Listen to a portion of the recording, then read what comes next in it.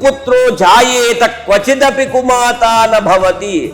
ఉంటే దుష్టుడైనటువంటి మూర్ఖుడైన కుమారుడు ఉంటే ఉండవచ్చుగాక వేలల్లో లక్షలలో, కానీ దుష్టురాలైనటువంటి కన్న తల్లి ఉండదు. ఆమె తినకపోయినా ఆమె గర్భమును 9 మాసములు భారంతో మోసి నేను ఉండకపోయినా వాడు శిశువు రక్షింపబడాలి. కనుక కన్న తల్లి రుణాన్ని మనం ఎంత చేసినా తీరదు. కనుక కన్న తల్లి సౌందర్యవతి కాదు, విద్యావంతురాలు కాదు, అమ్మ ఆవు అనేటువంటిది సంప్రదాయంగా వస్తుంది. కనుక కన్న తల్లిదండ్రులను వృద్ధాశ్రమాలలో ఉంచకుండా మనము వాళ్లను ఆసరగా ఉంచుకొని వాళ్ళ అనుభవాలు ఎన్నో ఉంటాయి. ఏ కార్యాన్ని తలపెట్టినా వాళ్ళ అనుభవాన్ని తీసుకోవాలి.